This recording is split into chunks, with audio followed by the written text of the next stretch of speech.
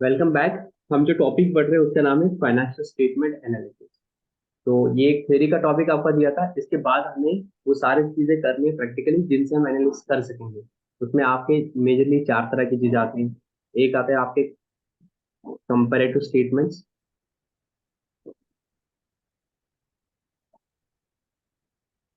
दूसरा आपका आता है कॉमन साइज स्टेटमेंट्स। तीसरा आपका आता है रेशियो एनालिसिस। और चौथा आता होता है कैश फ्लो स्टेटमेंट। ये वो टूल्स है, अगर आपको बोला tools of financial statement analysis, तो ये है। आप कंपैरेटिव स्टेटमेंट्स बनाते हो, कॉमन साइज स्टेटमेंट्स बनाते हो, रेशियो एनालिसिस करते हो, कैश फ्लो स्टेटमेंट बनाते हो। और भी कुछ है बट मेजरली ये चार है। इसमें आपके सिलेबस में रेशियो एनालिसिस और कैश फ्लो स्टेटमेंट रखा है, ये इन्होंने डिलीट कर लिया है। पहले होता था बट इस साल के सिलेबस से डिलीट कर दिया, तो इसको हम बाद में देखेंगे।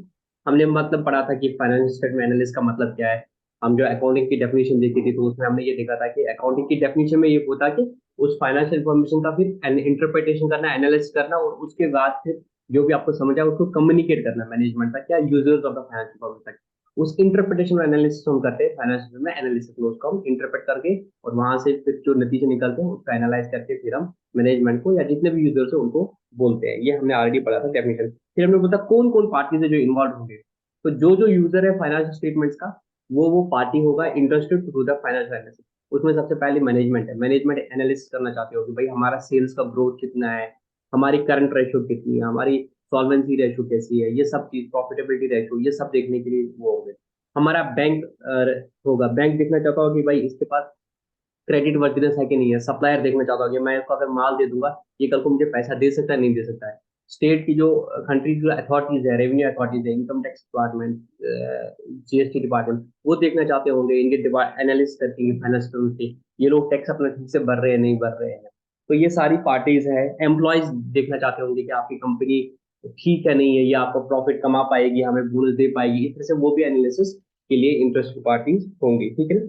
उसके बाद हमने देखा था ऑब्जेक्टिव क्या है फाइनेंस मैनेजर। तो ऑब्जेक्टिव यही है, जो यूजर है उसकी जो नीड है वो उसका क्या बनेगा, ऑब्जेक्टिव बनेगा देखने का। जैसे बैंक हो आपका, सप्लायर हो, वो जानना चाहता होगा कि आपकी क्रेडिबिलिटी। मैनेजमेंट जाननी होती है आपकी प्रॉफिटेबिलिटी, आपकी क्या बोलते हैं इसको, आपका फाइनेंशियल परफॉर्मेंस। डिसीजन मेकिंग के लिए उनको फाइनेंशियल करना पड़ेगा। अगर आपको इंटरफॉर्म कंपैरिजन करना चाहते हो कि भाई अगर ऑयल एंड गैस सेक्टर में अगर इंडियन ऑयल ने इतना प्रॉफिट कमाया, बाकियों ने कितना कमाया, इंडियन ऑयल कहाँ पे उनके पीछे है, तो हम इंटरफॉर्म कंपैरिजन करेंगे ये देखने के कि हम कहाँ पे स्टैंड कर रहे हैं कंपटीशन में, हम कहाँ पे लैग कर रहे हैं। हमारी इतनी सेल्स के बाद अगर कम प्रॉफिट आ रहा है तो उसकी फर्म को क्यों ज्यादा आ रहा है। तो हम कंपैरेटिव स्टेटमेंट बनाते हैं, देखेंगे कहाँ पे हम उनका, हम अपने भी देखेंगे उनके भी देखेंगे यार। अच्छा, उनका जो इनडायरेक्ट एक्सपेंस है वो 2% है, हमारा 15% है, हमारा क्यों ये ज्यादा हो रहा है। अगर इंडस्ट्री का नेचर सेम है, खर्चे क्यों ज्यादा हो रहे हैं। तो इस एंगल से हम ये चीज करते हैं। अब इसके बाद हमें दो छोटे से टॉपिक पढ़ने हैं इसमें। एक है प्रोसीजर ऑफ फाइनेंस मैनेजर। आप कैसे एनालिस करोगे, procedure of financial statement analysis.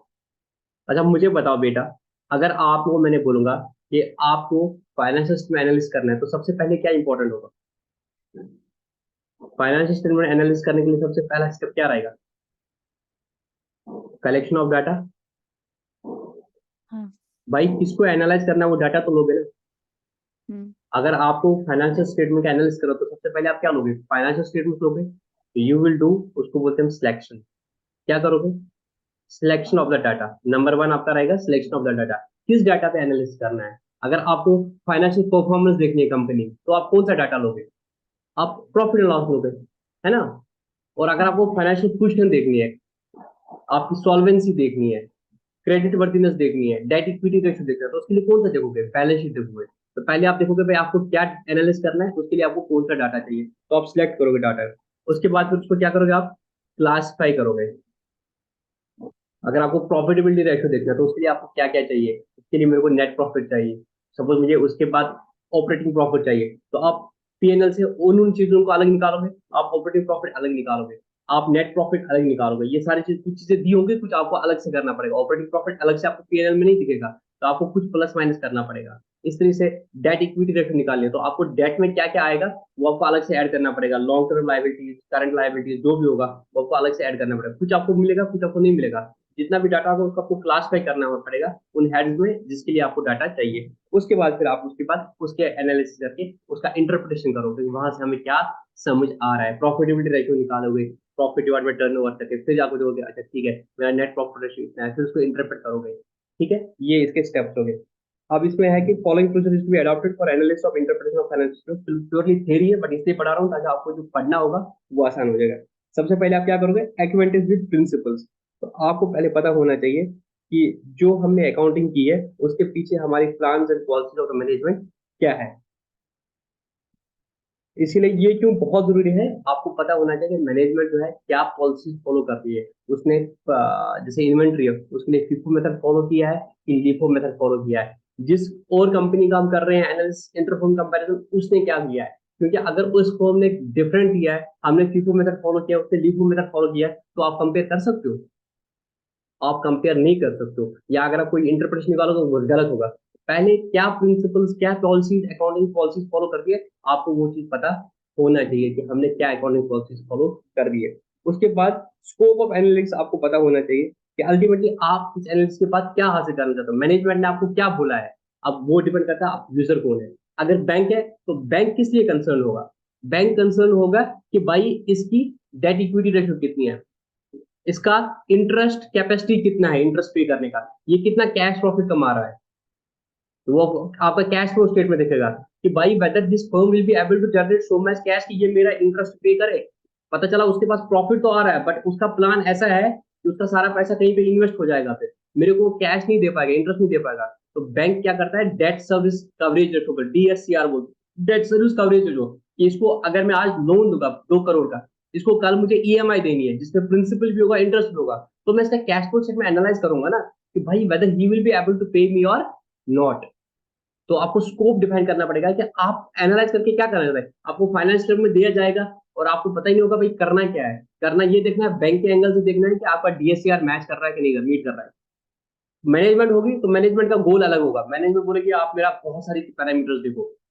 Government होगी, गवर्नमेंट देख लो कि भाई इस एनालाइज से देखो कि भाई टैक्स के लूप होल्स कहां पर है, ये टैक्स का चोरी तो नहीं कर रहा, उस एंगल से देखो। तो स्कोप डिफाइन करना पड़ेगा। मैं एज अ फाइनेंशियल एनालिस्ट ऐसा नहीं होगा मैं करूंगा आप करूंगा सब एक जैसे करेंगे, नहीं। ये डिपेंड करेगा आप इससे क्या हासिल करना चाहते हो। मेरी बात समझ आ रही है आपको नहीं? स्कोप ऑफ एनालिसिस में आपको डिफाइन करना पड़ेगा कि आप क्या देखना चाहते हो। सिमिलरली अगर आप फाइनेंशियल परफॉर्मेंस देखना चाहते हो तो अल्टीमेटली आपको गोल आएगा कि मेरे को PNL देखना है, क्योंकि मेरा अल्टीमेट गोल है फाइनेंशियल परफॉर्मेंस देखना है। अगर मेरा गोल है फाइनेंशियल पोजीशन देख लेना तो मैं बैलेंस शीट देखूंगा। तो स्कोप आपको डिफाइन करना पड़ेगा कि अल्टीमेटली करना क्या है। समझ आई बात? क्योंकि उसके बाद ही फिर आप तो मेहनत करोगे ना, पहले तो क्लियर होना चाहिए ना ढूंढना क्या है। वो डिपेंड करेगा कि यूजर कौन है, जो जिस तरह का यूजर होगा उसका एनालिसिस का स्कोप वैसे ही होगा। उसके बाद रीअरेंजमेंट ऑफ डाटा, अब आपको डाटा को रीअरेंज करना पड़ेगा। आपको स्कोप पता चला, इसके लिए आपको डाटा को किस तरह से अरेंज करना पड़ेगा वो आपने देखना पड़ेगा। इंशाल्लाह जब हम आगे पढ़ेंगे रेशियो उसमें देखेंगे। मेरे को जैसे शेयर होल्डर्स फंड वाला एक रेशियो लेना है, डेट इक्विटी देखना पड़ेगा। अब इक्विटी में क्या क्या आएगा तो मेरे को ऐड करना पड़ेगा, उसमें क्या माइनस करना पड़ेगा, तो इस डाटा को मुझे मेरे रीअरेंज करना पड़ेगा। ये बैलेंस शीट में मुझे सब कुछ रेडीली नहीं मिलेगा, मेरे को कुछ प्लस माइनस फॉर्मूला लगाने पड़ेंगे, तो वो मुझे रीअरेंज करना पड़ेगा। उसके बाद आप क्या करना पड़ेगा, रिलेशनशिप क्रिएट करना पड़ेगा। जो रेशियो एनालिसिस का हमने पढ़ा था फाइनेंशियल एनालिसिस में, मतलब क्या करते हो आप, जो various factors of this finance flow उनको स्टडी करते हो और उनके बीच में रिलेशनशिप क्रिएट करने की कोशिश करते हो कि भाई मेरा net profit to sales ratio कितना है, मेरा बाकी इज टू दैट रेशियो क्या है। तो वो रिलेशनशिप क्रिएट करते हो, फिर उसको कंपेयर करते हो। इस साल मेरा जो इनडायरेक्ट एक्सपेंडिचर था वो 5% ऑफ सेल्स था, लास्ट ईयर 2% था, ये 3% क्यों बढ़ा। तो आप रिलेशनशिप देख रहे हो हर चीज का किसी न किसी के साथ। ज्यादातर जैसे आप अभी पढ़ोगे कंपैरेटिव स्टेट में हम क्या करते हैं, सपोज हमने क्या कर दिया, हमने देखा कि भाई पिछले साल हमारा प्रॉफिट सेल्स था 10 लाख, इस साल हमारा 12 लाख है, फिर अब देखो चेंज कितना आया, चेंज 2 लाख आया। अब परसेंटेज कितना हो गया ये, या पिछले सेल्स के हिसाब से 20% इंक्रीज हो गया। फिर इसको आप कंपेयर करते हो हर साल के लिए, तो आपने रिलेशनशिप देख लिया टर्नओवर का। ये तो आपका कंपैरेटिव में। कॉमन साइज में आप क्या करते हो, मतलब आपने रेवेन्यू को 100% माना, फिर आप देखो अच्छा कॉस्ट ऑफ गुड सोल्ड आपका रेवेन्यू का कितना है, मतलब आपका जो कॉस्ट ऑफ गुड सोल्ड है वो कितना परसेंटेज है, वो 80% है।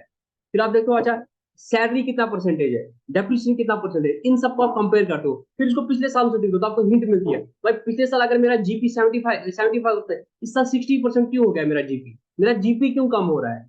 तो आप रिलेशनशिप क्रिएट कर रहे हो, GP is to sales, NP is to sales, indirect expense is to sales. तो ये रिलेशनशिप आपको क्रिएट करना पड़ेगा, तभी आपको कोई नतीजा समझ आएगा, तभी आप कुछ कंक्लूजन कर पाओगे। अदरवाइज अगर आप रिलेशनशिप क्रिएट नहीं करोगे तो आपको वहां से नतीजा अखज नहीं कर सकोगे कि अल्टीमेटली भाई हो क्या रहा है, वो आपको समझ नहीं आता। तो you have to create the relation between these various parameters. जैसे आपने देखा GP ratio, GP divide by sales, फिर उसको कंपेयर कर दिया, तो आपने रिलेशनशिप क्रिएट किया। मेरा जीपी लास्ट ईयर 10% था, इस साल 15% है, तो ठीक है, अच्छा ही जा रहा है। नेट प्रॉफिट क्यों कम हो रहा है? तो आपको रिलेशनशिप क्रिएट करना पड़ेगा किसी पैरामीटर के साथ। उसके बाद इंटरप्रिटेशन करना है। जब आपने रिलेशनशिप क्रिएट किया, इस साल इतना था, अगले साल इतना, पिछले साल इतना, तो फिर आपको वो इंटरप्रेट समझ आ जाएगा भाई हम कहाँ पे गलत कर रहे हैं या कहाँ पे हम ठीक कर रहे हैं। ठीक है, अब एक और लास्ट वाला टॉपिक है इसका, that is limitation of financial statement analysis. Financial statement में जो एनालिसिस कर रहे हैं, इसके तो आइडिया, इसके फायदे भी है, आप बहुत सारी चीजों को समझ पा रहे हो। लिमिटेशन क्या है इसकी? अब कोई खुद से बता पाएगा क्या क्या लिमिटेशन हो सकता है फाइनेंशियल एनालिसिस का, without looking at the book? Sir ये नहीं है जरूरी कि हम फाइनल स्टेटमेंट्स ट्रू दिखाएं? जो थोड़ा लाउडली बोलो, मैं सुन नहीं पा रहा हूँ, क्या बोल रहे हो? सर ये मत है जरूरी कि हर एक बिजनेसमैन मतलब हर एक ओनर अपना बैलेंस शीट ट्रू दिखाएगा? तो आप लिमिटेशन की बात कर रहे हो, तो मतलब ये आप एक लिमिटेशन बोल रहे हो। हाँ सर। नाटिका ने एक लिमिटेशन बोला, मैं इसको थोड़ा सा मैं इसको थोड़ा सा चेंज कर लेता हूँ। इसने जो बोला मैं बुक के हिसाब से चेंज करता हूँ। Window dressing. रिलायबिलिटी। नाटिका बोल रही है कि भाई सर, आपने मुझे परसों बोला, आपने हमें क्लास में परसों बोला था कि हम जब बैंक के पास लोन लेने जाते हैं, चाहे टर्म लोन या कैश लोन, वो हमें बोलता है कि तुम सीए से क्या करो, बैलेंस शीट और पीएनएल लेके आओ। हम्म। बैंक तो उसके बाद एनालिसिस करेगा। अब होता क्या है, बैंक क्या बोलता है नॉर्मल, देखो रूल्स कैसे बने हैं। रूल्स ऐसे बने हैं कि बैंक को अगर किसी को लोन देना है तो बैंक को ये देखना है कि भाई कल को मेरा ये एनपीए ना हो जाए, नॉन परफॉर्मिंग एसेट ना हो जाए, कि भाई इसको कल को मेरे को इंटरेस्ट देना है या ईएमआई देना है, ये नहीं दे पाएगा, ये बैंक का कंसर्न है। तो बैंक की गाइडलाइन आ गई, भाई तुम क्या करो, इस बंदे से बैलेंस शीट ले लो, पीएनएल ले लो, प्रोजेक्शन ले लो, सीए से साइन, सीएल साइन, उसके बाद फिर उसको एनालाइज करो। कायदे से क्या होता है, अगर सब कुछ ठीक चलता है, सब लोग ऑनेस्टली करते काम, तो वो अपनी बैलेंस शीट देता है, पीएनएल देता है, जो सच में रियलिटी में होता है। उसके बाद बैंक उसको एनालाइज करता है। बैंक बोलता है कि भाई इसका अगर suppose debt service coverage ratio है, मीट कर रहा है, बाकी चीज इसका जो है डेटर इनटू स्टॉक जो है मीट कर रहा है, बहुत सारी टर्नओवर रेशो कुछ होगा इनका, एमसीएलआर वो मीट कर रहा है, तो बैंक बोलता है ठीक है हम आपको लोन सेक्शन करेंगे। ये पैरामीटर्स मीट नहीं करते, बैंक क्या करता है, लोन को रिजेक्ट करता है। यस और नो? यस और नो? अगर ये पैरामीटर्स मीट करता, जो बैंक जिस चीज के लिए फाइनेंस में बोल रहा था, तो उसके बाद बैंक एनालिसिस कर लेता और डिसाइड कर लेता कि मुझे इसको लोन देना चाहिए या नहीं देना चाहिए। और हर साल फिर अगर आपने लोन दिया था, उसके बाद फिर हर साल वो आपके फाइनेंस में मंगाता है कि अभी आपकी पोजीशन ठीक है कि नहीं है, उसके बाद वो डिसाइड करता है कि क्या करना है मेरे को। ये तो एक फायदा होता है ना एनालिसिस करने का, अगर वो डाटा सच होता। बट प्रैक्टिकली क्या होता है, वो लोग सीए से मिलते हैं और बोलते हैं कि मेरे को 5 लाख का लोन चाहिए, आप मुझे उसी हिसाब से बैलेंस शीट बना के दे दो। तो सीए को तो पहले ही पता है बैंक क्या क्या चेक करेगा। तो सीए क्या करता है, वो डाटा को फेक दिखाता है। उसको पता है अगर मैं टर्नओवर को 5 टाइम्स नहीं दिखाऊंगा तो बैंक लोन नहीं देगा, वो झूठ मूठ से टर्नओवर बढ़ाता है। हर कोई सीए नहीं करता है, बट ऐसा होता है प्रैक्टिकली। अच्छा आपको कितना लोन चाहिए, इतना, तो उसके लिए आपको प्रॉफिट कितना चाहिए, इतना, अच्छा उसके लिए आपको ये कितना रखना है, इतना। तो सारी बैक एंड पे कैलकुलेशन करती है। जैसे गवर्नमेंट का ये कहना है कि अगर आपको इतना प्रॉफिट आया तो आपको इतना टैक्स देना पड़ेगा, और देश में उल्टा हो रहा है। अच्छा भाई तेरे को कितना टैक्स देना है इस साल, 10 लाख 10,000 टैक्स देना है, तो ठीक है इस हिसाब से मैं तेरा तेरा प्रॉफिट इतना दिखाऊंगा, तेरा सेल इतना, सब उल्टा चल रहा है। समझ आई बात?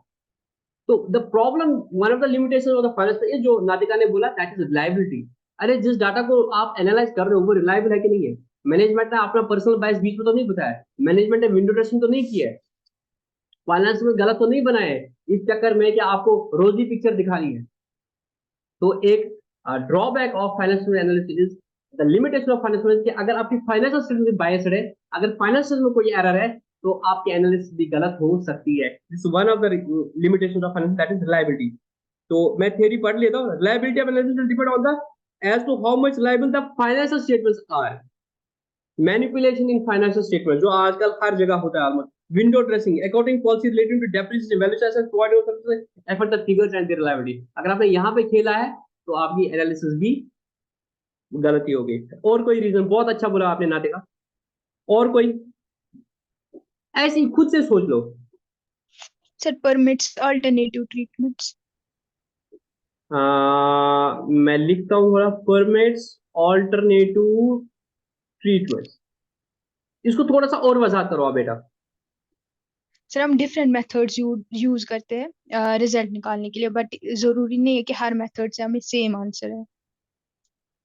तो this is one of the limitation of finance. तो मैं इसको थोड़ा इस तरह से बता दूंगा। बिटिया बिटिया का कहना है कि सर हो सकता है कि एक फर्म जो है वो फीफो मेथड फॉलो कर रही है, ये आपका कहने का मतलब है। दूसरा फर्म हो सकता है लिपो मेथड फॉलो कर रही होगी। Yes sir exactly. एक फर्म डब्ल्यूडीवी मेथड फॉलो करती है डेप्रिसिएशन, दूसरा एसएलएम का। तो इसका नेट प्रॉफिट कुछ और आएगा, इसका नेट प्रॉफिट कुछ और आएगा। तो अगर different accounting policy different organisation follow कर दी होगी तो आप फाइनेंशियल एनालिसिस सही तरीके से नहीं कर पाओगे, आप सही तरीके से कंपेयर नहीं कर पाओगे। जो मैंने आपको एक लेक्चर में बोला था कि जरूरत इस बात की मैसेज हो रही है कि यूनिवर्सली सारे लोग एक ही तरह के अकाउंटिंग स्टैंडर्ड फाइल ये अडॉप्ट करें, ताकि ग्लोबली जो है वो कंपैरेबिलिटी आ जाए, यूनिफॉर्मिटी आ जाए। उस कंपैरेबिलिटी के लिए कंसेप्ट ऑफ आईएफआरएस ला, इंटरनेशनल फाइनेंशियल रिपोर्टिंग, बट अभी वो सब नहीं कर रहे हैं। तो इंडिया में भी ऐसा हो सकता है, बैंक फाइनेंशियल एनालिसिस करेगा बट पता चलेगा एक बंदा फ्रॉड नहीं किया है, रिलायबल डाटा है, बट द प्रॉब्लम इज उनने अकाउंटिंग पॉलिसीज एक तरह की फॉलो कर दी है, उनने दूसरी फॉलो कर दी है। वहां पे भी हो सकता है उन्होंने इंटरेस्ट को कैपिटलाइज किया है और दूसरे ने इंटरेस्ट को क्या रेवेन्यू में डाला है, तो ये एक एरर भी हो सकता है। ठीक बोला आपने। और सर जब ये तो इसका इसका जो पॉइंट है आपकी बुक में, that is non availability non comparability of figures, ठीक है ना। तो इसमें इसने लिखा है usefulness of analysis, analysis lies in comparison of similar and corresponding figures, है ना। तो आप सिमिलर एंड कॉरस्पॉन्डिंग फिगर जो होंगे उनको कर सकते हो। अगर किसी ने फीफो मेथड से फॉलो किया है, किसी ने लिपो मेथड फॉलो कर दिया, किसी ने एसएलएम कर दिया, किसी ने डब्ल्यूटीए कर दिया, तो आप इसको सही तरीके से नहीं कर सकते हो। कल मैं ऑफिस में था तो मैं कुछ एस्टिमेट चेक कर रहा था, तो उसने क्या किया था, अब एस्केलेशन लगाना था। एस्केलेशन जब लगाना था, उसने बेस बेस एस्केलेशन लेना था और न्यूमिनेटर में लेना था। उसने न्यूमिनेटर में असम का लिया था, ठीक है। असम का डब्ल्यूपीआई कितना है, सीपीआई कितना है, और यहाँ पे उसको असम का नहीं मिला था 2018 का, तो उसने क्या किया था, ऑल इंडिया का लिया था। तो मैंने उसको प्रपोजल रिजेक्ट किया, मैंने बोला भाई ये कंपेरेबल नहीं है। अगर आप ऊपर असम का ले रहे हो न्यूमिनेटर में, तो डिनोमिनेटर में आपको असम का लेना पड़ेगा ना। अब डिनोमिनेटर में कोई और, अगर आपकी चीज 100 रुपए की, 2018 में वो चीज 100 रुपए की थी, आपको बोलना है वो 2023 में मुझे कितने में पड़ी थी, दिस वाज द एस्टिमेट। तो उसने क्या किया था, 100 इंटू आज असम का है 154, तब ऑल इंडिया का था 99। मैंने बोला नहीं भाई ये मुझे एक्सेप्टेबल है, ये मुझे एक्सेप्टेबल है, ये मुझे एक्सेप्टेबल नहीं है। या तो आप क्या करो, अगर ऊपर असम का लाया नीचे भी आप असम का लाए, अगर ऊपर आपने नीचे इंडिया का लाया ऊपर भी ऑल इंडिया का लाओ, तब मैं बताऊंगा ना इतने लेवल पे। तो न्यूमिनेटर और डिनोमिनेटर कंपैरेबल होना चाहिए, सेम होना चाहिए। तो यहाँ पे भी आप जब एनालिसिस करोगे, अगर आप कंपैरिजन करो दो फर्म का कौन अच्छा कमा रहा है, तो आपकी अकाउंटिंग पॉलिसी सेम होनी चाहिए ना, otherwise you will not be able to determine कि मेरे को कहाँ एज ए इन्वेस्टर मैं I am interested in doing the financial analysis, मैं इंटरनल में पैसा लगाऊं, मैं बीपीसीएल में पैसा लगाऊं। तो it's very much important for me कि both should have followed the same accounting policy. If they follow different accounting policies then मैं मेरा बेड़ा गर्क हो जाएगा कि भाई मैं इसमें लगा दिया, पता चला कि असल में प्रॉफिट पर थी वो थी, बट उन्होंने फाइनेंस को दूसरे तरीके से बनाए थे। अब किसी बच्ची का कोई डाउट था, बताओ। सर जो कि आपने बोला ना कि वो आधे कुछ ऐसा करते हैं कि वो अपना प्रॉफिट ज्यादा दिखाते हैं ताकि हमें दूसरों से लोन या इन्वेस्टमेंट्स मिल जाए, हाँ तो ये एक किस्म का धोखा नहीं होता है उनका? एग्जैक्टली धोखा होता है, दुनिया धोखे पे चल रही है। ये भी तो इसका लिमिटेशन बन जाएगा ना कि इसमें एक्यूरेट फिगर्स हम दिखाते ही नहीं है। ये रिलायबिलिटी में आ गया ना। वही मेरा क्वेश्चन ये था कि इसमें मतलब फिर अगर रिलायबिलिटी नहीं है इसमें, तो फिर हम वो कैसे उनको पता चलता है कि फिर इसमें रिलायबिलिटी है या नहीं? वो देखो हर केस में नहीं हो सकता ना ऐसा। अब ये हम हम्म। ओवरऑल बढ़ रहे हैं फाइनेंशियल लेवल, तो एक लिमिटेशन ये भी है फाइनेंशियल के, अगर if the data is faulty the analysis will be faulty. जरूरी नहीं है कि हर केस में हो जाए। अब मैं बता रहा हूँ यार, मैं अपनी कंपनी के फाइनेंशियल बना रहा हूँ, मैं एज ए मैनेजमेंट देख रहा हूँ, तो मेरे को खुद पता है ना कि क्या है क्या नहीं, हम्म। तो मैं तो सही डाटा में काम करूंगा। गवर्नमेंट को हो सकता है मैं दूसरा डाटा दिखा दूंगा, वहां पे मैं चोरी करूंगा। बट आप आज ठीक। की डेट में क्या करें, गवर्नमेंट किसी प्लग इन्हीं को प्लग कर रही है। जो सीए आज से, जब मैं 6 साल पहले किसी फर्म में काम कर रहा था एज एन, जब वहां इंटर्नशिप होती है, नाम नहीं लेना चाहिए, रिकॉर्डेड होती है, या कहीं और पे भी सीए कॉमन प्रैक्टिस थी। अब क्या हुआ ना, गवर्नमेंट स्किल्स वो कर रही है ना, नॉट चाह रहा, तो गवर्नमेंट ऐसा कर दिया। अब गवर्नमेंट ने क्या किया, आर्टिफिशियल इंटेलिजेंस लाया। गवर्नमेंट ने हम्म सब सब जगहों पे पैन के साथ लिंक कर दिया। अब पहले क्या होता था, पहले बोलता था वो बंदा, क्या बोलता था, अच्छा इतना सेल दिखाना है भाई, तेरे को इतना लोन निकालना है, तो इतने लोन के लिए इतना सेल दिखाना है, तो बंदा क्या करता था, सेल निकालता था। अब उसने सपोज 10 लाख का लोन चाहिए, अब सपोज 5 लाख का लोन चाहिए, तो आपकी 10 टाइम में सेल होनी चाहिए, 50 लाख का सेल होना चाहिए। जो ही आपने 50 लाख का सेल दिखाया, तो बैंक वाले भी शातिर हो गया थोड़ा। वो बोले भाई तेरा तो जीएसटी नंबर होना चाहिए, जीएसटी की लिमिट 40 लाख है, तूने जीएसटी नंबर लिया है। गवर्नमेंट देखेगी कि भाई इसने लोन लिया है, वहां से बैंक के साथ लिंक कर दिया उसको, भाई तूने जीएसटी, अगर तूने 40 लाख की सेल, तो तूने जीएसटी क्यों नहीं जमा कर रही है।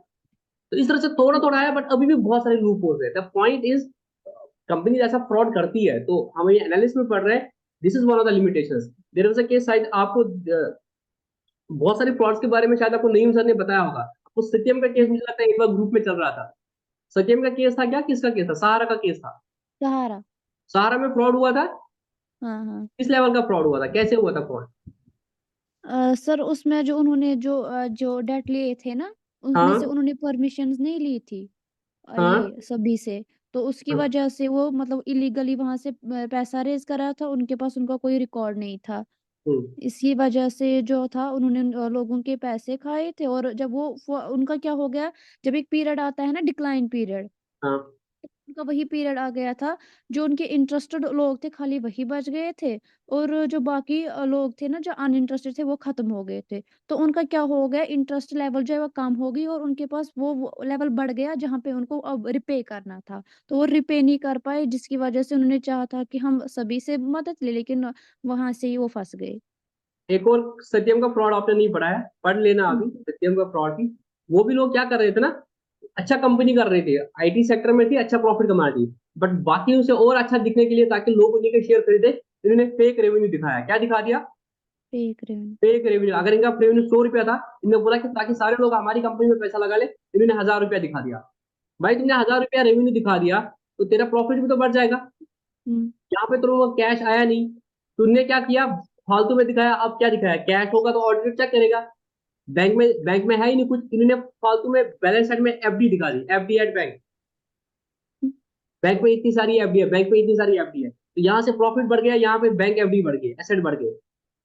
तो सब लोगों को क्या लगा, जो लोग इन्वेस्ट लगाना चाहते थे, भाई देखो सत्यम अच्छी कंपनी है, इसका इतना प्रॉफिट है, बाकी इतना नहीं कमा पा रहे, तो सारे लोग इसी के शेयर पे पैसा लगा रहे हैं, इसी में गिर रहा है। अब ये कब तक छुपाते हैं? अब ऑडिटर से गलती क्या होगी, ऑडिटर ने क्या किया भाई, ऑडिटर अगर तू कर रहा है, तो एक बार चेक कर लेना कि भाई एफडी की रिसीट तो मांग ले उनसे। हम्म तो उनको बोलते थे अगर तुमने एफडी किया तो मुझे एफडी का पेपर दिखा दो। ऑडिटर भी मस्त था, क्या था, उसने भी पैसे खाए थे, मिला था, अल्लाह बेटर नोज। तो उसने ये एफडी का डॉक्यूमेंट चेक नहीं किया कि एफडी वाकई है नहीं है। आम आम शेयर होल्डर थोड़ी जाएगा, आम बंदा थोड़ी जाएगा देखने के लिए, भाई तुम एफडी दिखाओ। ही will B relying on the auditors report ना। ऑडिटर ने चेक नहीं किया कि भाई होगी इनके पास एफडी। ठीक है।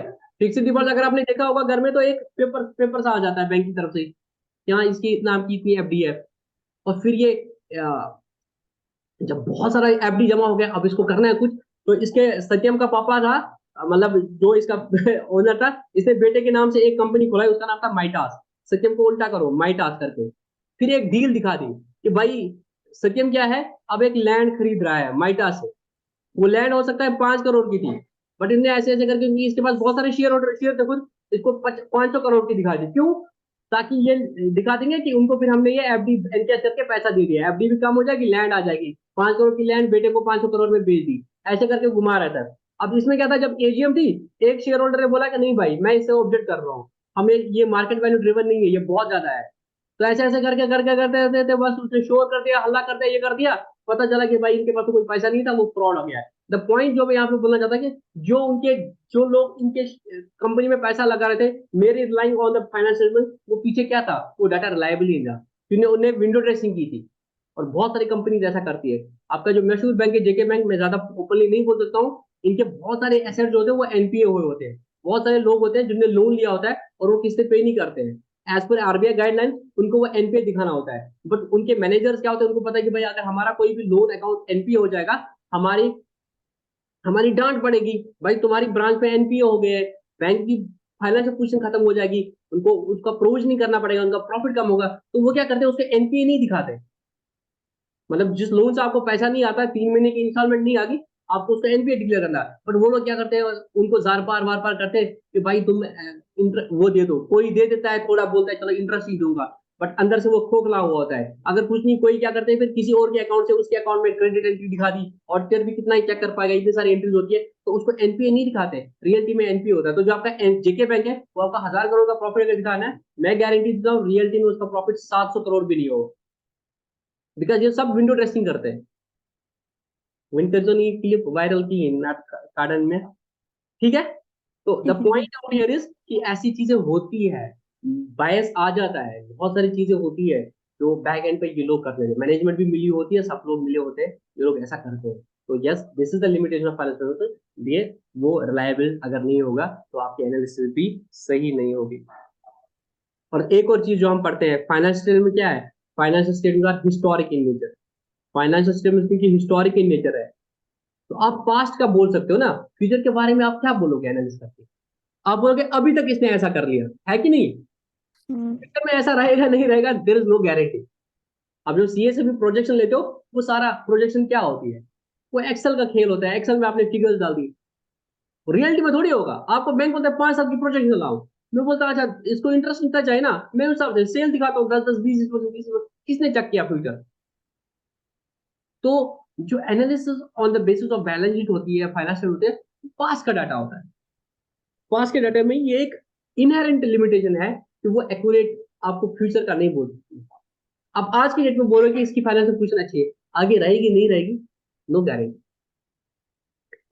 बोल रहे हैं कि financial provide the information related to the past only, past can never be project perfect guide for the future, past may be helpful in estimating future, but it must be remembered that future has its own uncertainty। आपने बोला कि भाई इस साल तक हमारी cell 10 lakh थी, bank जी आप हमारा लोन दे दो, आपका लोन से मिला के हमारे और प्रॉफिट आएगा, और वर्किंग कैपिटल होगी, और प्रॉफिट कमाएंगे, और सेल हो जाएगा, अगले साल हमारा सेल 20 लाख होगा, और आपका इंटरेस्ट कितना बनता है 10 लाख पे, आप 10 लाख रुपए दे दो, आपका 1 लाख रुपए हम पे करेंगे।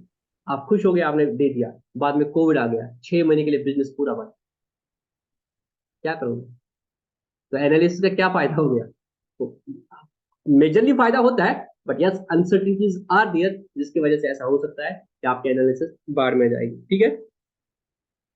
उसके बाद कोई और बता सकता है कुछ।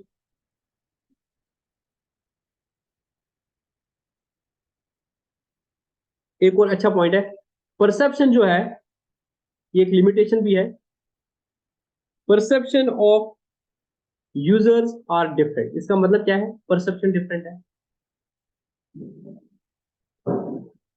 मैं दो बंदे लूंगा यहाँ पे, मैं यहाँ पे क्रेडिटर लूंगा, मैं यहाँ पे बैंक लूंगा, मैं यहाँ पे मैनेजमेंट लूंगा।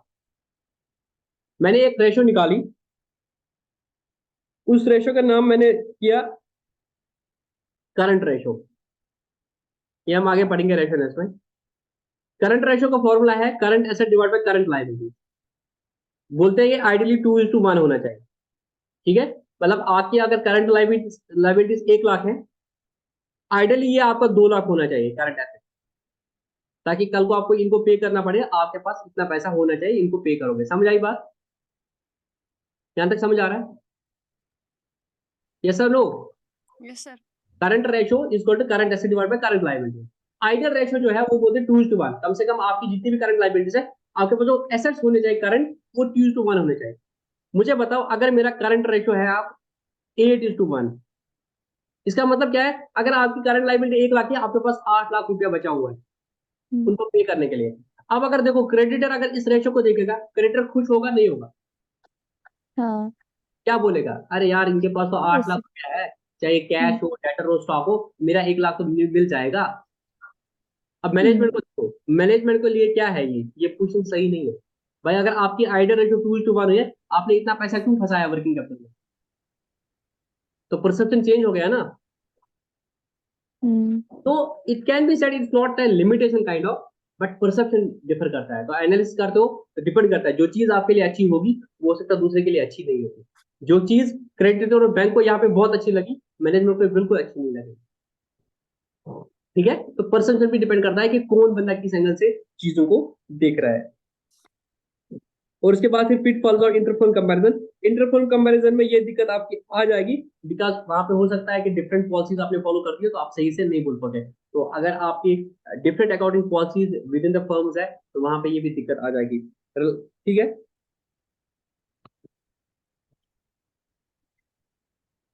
Short coming of tool of analysis, और एनालिसिस का टूल ही अगर आपका गलत है, तो आपका मतलब जो है इस पे भी एक लिमिटेशन आ सकता है। उसके बाद फिर टूल्स और डिवाइस ऑफ एनालिसिस, तो इसमें ये कंपैरेटिव स्टेटमेंट्स आपके कॉमन सेंस स्टेटमेंट्स है, रेशियो एनालिसिस है, या कैश फ्लो स्टेटमेंट। उसमें ऊपर वाले दो आपके डिलीट हो गए, कंपैरेटिव स्टेटमेंट और कॉमन सेंस स्टेटमेंट्स आपके सिलेबस में थे पहले। इनफैक्ट आपकी बुक में भी शायद ये चीज होंगे, बट आपके सिलेबस में इन चीजों को डिलीट कर दिया है। तो हमारा फाइनेंशियल थ्योरी वाला टॉपिक है, अपैरेंटली आई डोंट फील कोई एग्जाम में इसमें क्वेश्चन आएगा नहीं आएगा, बट स्टिल आप एग्जाम पॉइंट ऑफ व्यू से इसको बाद में पढ़ लेना। तो बट जो हमारा नेक्स्ट टॉपिक होने वाला है वो इंपॉर्टेंट है, दैट इज फाइनेंशियल एनालिसिस में रेशियो एनालिसिस, वो हमारा इंपॉर्टेंट होने वाला है। But since we have time, थोड़ा बहुत मैं क्या चाह रहा हूँ, एक बार जस्ट आप चैप्टर नंबर 12 पे आ जाओ, tools of financial comparative analysis statement and common sense. मैं आपको थोड़ा सा जस्ट बता दूंगा ये क्या होता है, आपको कोई क्वेश्चन खुद से नहीं करना है, बट मैं चाहता हूँ थोड़ा सा आपको आइडिया मिल जाए कि कैसे हम इस पे कंपेयर करते थे। आगे आप लोग बुक पे आ जाओ जल्दी, आगे आप। पेज नंबर क्या बोला? जो आपका वो टॉपिक था tools of finance comparative statement and common statement, उसमें आ जाओ, चैप्टर नंबर 12 था मेरी बुक में।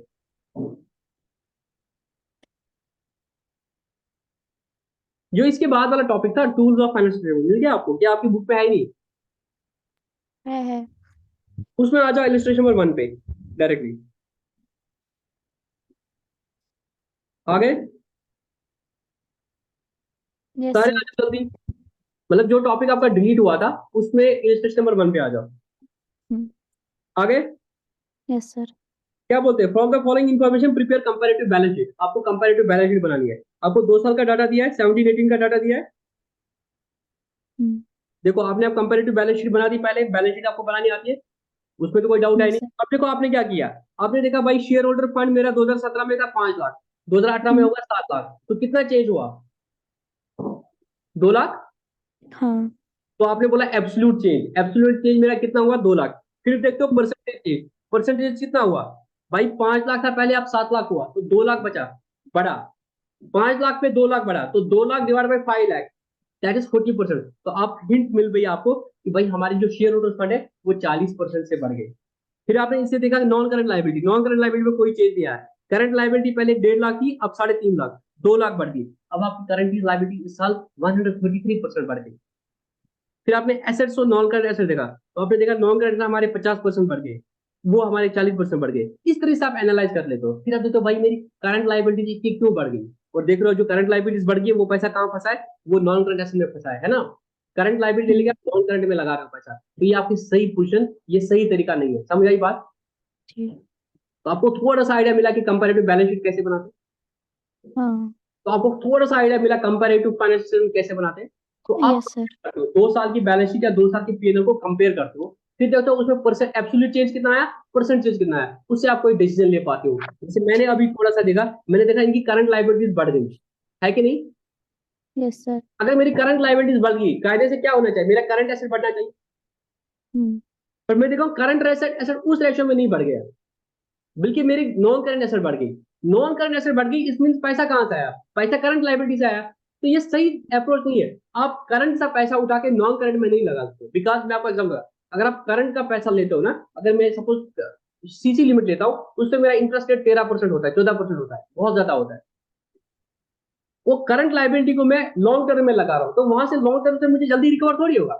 नॉन करंट एसेट से पैसा मुझे इमीडिएटली थोड़ी मिलता है, वो मुझे फ्यूचर अर्निंग में काम आता है ना। मशीनरी खरीदूंगा तो मैं जल्दी पैसा थोड़ी कमाऊंगा। तो ये मेरा सही अप्रोच नहीं है। तो इससे आपको ये चीज मिल जाएगा। हालांकि उस एनालिसिस में आप इंटरप्रिटेशन में आपको नहीं जाना है, आपको सिर्फ कंपैरिजन करना है। तो आपको कंपैरेटिव फाइनेंस में समझ आया कैसे बनाते हैं। Yes sir. इसके बाद आपको दूसरे इलस्ट्रेशन आपको खुद समझ आ रहा है, आप क्या देख रहे हो, सीधे बना रहे हो सारा, फिर देख रहे हो एब्सोल्यूट चेंज और परसेंटेज, परसेंटेज किससे कंपेयर करता हूँ? लास्ट ईयर के डाटा से। फिर आपको समझ मिलता है अच्छा रिजल्ट सर इतने बढ़ गए, वो इतना बढ़ गया, तो आपको थोड़ा थोड़ा आइडिया मिलता है। ये था कंपैरेटिव बैलेंस शीट या कंपैरेटिव पीएनएल, दोनों ऐसे ही बनेगी, चाहे बैलेंस शीट हो या पीएनएल हो, दोनों में आप कंपेयर कर दोगे। ठीक है ना। अब आ जाओ जस्ट इलस्ट्रेशन नंबर 5 पे। आगे हाँ। अब देखो इसमें क्या है, revenue from operation other income. पिछले साल आपका रेवेन्यू था 12 लाख, इस साल 15 लाख हो गया, तो 3 लाख का गेन हो गया। तो 3 लाख कितना हो गया आपका 25%। तो आप एक गैस कर पा रहे हो, मतलब एनालाइज कर पाए हो। अब आपको कोरिलेशन निकल गया, एनालिसिस हो गया कि भाई मेरा रेवेन्यू कितना बचा है 25%, मेरी अदर इनकम 50% बढ़ी है, ठीक है, और मेरी जो एक्सपेंसेस है वो 27% बढ़ी है, और मेरा जो प्रॉफिट बिफोर टैक्स है वो कितना बढ़ा है 23% बढ़ा है। तो आप कुछ कुछ समझ पा रहे हो इस चीज से, है ना। दूसरे केस में भी देखो आपको थोड़ा थोड़ा हिंट मिल रहा है। तो आप क्या करो बेसिकली परसेंटेज में सारी चीजों को देख रहे हो, कंपेयर करते हो, लास्ट ईयर कितना था, इस साल कितना है, कितना चेंज हुआ एब्सोल्यूट फिगर में, और परसेंटेज में कितना चेंज हुआ। This is called comparative. अब आ जाओ कॉमन साइज में। कॉमन साइज में जो मेरे पास है, कॉमन साइज में देखो हम कैसे करते हैं। इसके बाद कॉमन साइज पे आ जाओ। मेरी बुक में इलस्ट्रेशन नंबर 15 है, आप अपनी बुक में देखो क्या है। कॉमन साइज की पहली जो इलस्ट्रेशन है वो मेरी बुक में इलस्ट्रेशन नंबर 15 है। कॉमन साइज, अब कॉमन साइज में क्या होता है, अगेन आपने 2 साल के पहले आगे 17 और 18, अब हम क्या कर रहे हैं, इंट्रा फर्म कर रहे हैं, विद इन द फर्म कर रहे हो। दूसरी जगह हम क्या करते हैं, विद इन 2 डिफरेंट फर्म कर सकते हैं। अभी आप क्या करो, इंडियन ऑयल में ही देख रहे हो, पिछले साल कितना था, इस साल कितना था, उसको बोलते हैं इंट्रा फर्म। क्या बोलते हैं, इंट्रा फॉर्म, और इंटर फर्म इंटरलूप। का मतलब क्या होता है, इंडियन ऑयल और बीपीसीएल फर्म। आपके पास, आप स्कूल में थे तो there was the concept of house, कभी कभी होता था इंटर हाउस कंपटीशन। अगर 4 हाउसेज है आपस में, inter house, with in the house competition, inter school, intra school. Intra means with in the firm, inter means between 2 firm. अब देखो यहाँ पे कॉमन साइज बैलेंस शीट आपने पहले बना दी, पिछले साल का इस साल का। अब आप कंपेयर कर रहे हो, तो आप कैसे करो यहाँ पे, कंपेरेटिव में आप क्या कर रहे थे, पिछले साल कितना था, इस साल कितना था, चेंज कितना हुआ। यहाँ आप ऐसे नहीं करते। कॉमन साइज में आप क्या करते हो, सबको इंडिविजुअली देखते हो। पिछले साल अगर मेरा शेयर कैपिटल था 1,20,000, ठीक है, मेरा शेयर कैपिटल था 1,20,000, ठीक है, तो मेरी टोटल ऑफ लाइबिलिटी साइड कितना था, 4 लाख, 4 लाख था ना मेरा टोटल। आपके पास क्वेश्चन हो सकता है डिफरेंट हो, तो इसमें हम कैसे देखते हैं, अगर मेरी शेयर कैपिटल थी पिछले साल 1,20,000, और पिछले साल टोटल जो इक्विटी प्लस लाइबिलिटी था वो 4 लाख था, तो पिछले साल कितना था शेयर कैपिटल परसेंटेज में, percentage of the total balance sheet 4 lakh का 30%। फिर हम देखते हैं इस साल कितना है, इस साल अब कितना आपका शेयर कैपिटल 1,20,000, और इस साल टोटल बैलेंस शीट का टोटल कितना है 5 लाख। इस साल आपकी शेयर कैपिटल कितनी परसेंटेज है, दैट इज 24%। समझ आई बात, सबको इलस्ट्रेशन मिल गई। Yes sir. तो यहाँ पे आप क्या करो, कॉमन साइज में आप क्या करो, कंपेरेटिव में आप क्या करते हैं, कंपेयर कर रहे थे। कॉमन साइज में आप कंपेयर नहीं करते हो, कॉमन साइज में आप ऐसे देखते हो, विद इन दैट ईयर आप देखते हो, पिछले साल मेरा शेयर कैपिटल कितना था टोटल बैलेंस शीट का, मतलब इक्विटी एंड लाइबिलिटी का जो था, मेरी इक्विटी एंड लाइबिलिटी 4 लाख थी, और मेरा शेयर कैपिटल 1,20,000 था, तो 1,20,000 कितना परसेंट होगा 30%। तो पिछले साल मेरी शेयर कैपिटल थी 30% of the balance sheet total. इस साल कितना है, इस साल की बैलेंस शीट में देखूंगा, इस साल का शेयर कैपिटल, इस साल का total of the balance sheet. या पिछले साल के मेरे फिक्स एसेट कितने थे, मेरे पिछले साल फिक्स एसेट थे 1,60,000, और मेरा टोटल था 4 लाख, तो 1,60,000 जो है 4 लाख, तो मेरी 40% है नॉन करंट है। इस साल कितना है, इस साल मेरे नॉन करंट एसेट है 1,50,000, और मेरी टोटल क्या जो है दैट इज 5 लाख, तो 1,50,000 जो है 5 लाख, तो इस साल 30% है। तो अब आप उसको कॉमन साइज में ला रहे हो, पिछले साल जो 40% था वो इस साल 30% है। समझ आई बात, जी। कल आप कंपेयर नहीं कर रहे हो, इस साल जस्ट देख रहे हो कॉमन साइज में लाके, कि पिछले साल जो चीज 40% थी वो इस साल 30% है। इससे भी आपको फिर कुछ डिसीजन ले पाते हो कि ये चीज मेरा कम हो रहा है, ठीक है ना। Yes sir. जैसे आप इसमें देखोगे आप, अब आप फाइनेंस में बना लो, आपने जीपी देखा, जीपी इज टू सेल्स, पिछले साल मेरा 10% था, इस साल 8% ही क्यों हो गया। तो आप देखोगे पिछले साल मैंने जीपी कितना कमाया था, तो आपने देखा जीपी डिवाइड बाय पिछले साल की सेल कितनी थी, तो आपको निकला हुआ 10%। इस साल देखोगे, इस साल का जीपी डिवाइड बाय इस साल का सेल वो है 8%। अब बोलते मेरे ग्रॉस प्रॉफिट तो बराबर होना चाहिए, तो मेरा जीपी में मार्जिन कैसे कम हो गया, कोई स्टॉक की चोरी तो नहीं होगी। तो इस तरह से आपको हिंट मिलती है, क्या इस साल मैंने महंगा खरीदा, तो आप इससे फिर ड्रिल डाउन करोगे यहाँ पे लूप बोलते हैं। This was all about financial analysis, जिसमें हमने मतलब मेजरली आपका थ्योरी वाला टॉपिक था, बट मैंने जहाँ थोड़ा ना वो जो क्यूरियोसिटी होती है उसको आपको खत्म करो, आपको ऐसा ना लगना चाहिए क्या होगा, हो सकता है कभी फ्यूचर में काम आएगा ये चीज, तभी जस्ट मैंने थोड़ा दे दी, बट आपको इसको क्वेश्चन वक्शन तो नहीं करना है क्योंकि आपका एग्जाम ये है नहीं। कल इंशाल्लाह हम अच्छा टॉपिक स्टार्ट करेंगे जिसका नाम है अकाउंटिंग रेशियोज, बहुत ही अच्छा टॉपिक है, और कोशिश करेंगे इंशाल्लाह रेशियो एनालिसिस के कितने हैं इलस्ट्रेशंस, 81 इलस्ट्रेशन है, ज्यादा इलस्ट्रेशन है, तो 2 वीक्स का हम टारगेट रखेंगे इंशाल्लाह, 2 वीक्स में इसको कंप्लीट करेंगे, ठीक है। यस। चलो, गुड नाइट, अल्लाह हाफिज। किसी और को कोई डाउट, नो सर, अल्लाह। चलो ठीक है, आप ग्रुप में डाल देना, तो नहीं सर आपको बताएंगे कब स्टार्ट करना है। गुड नाइट, अल्लाह हाफिज। ओके।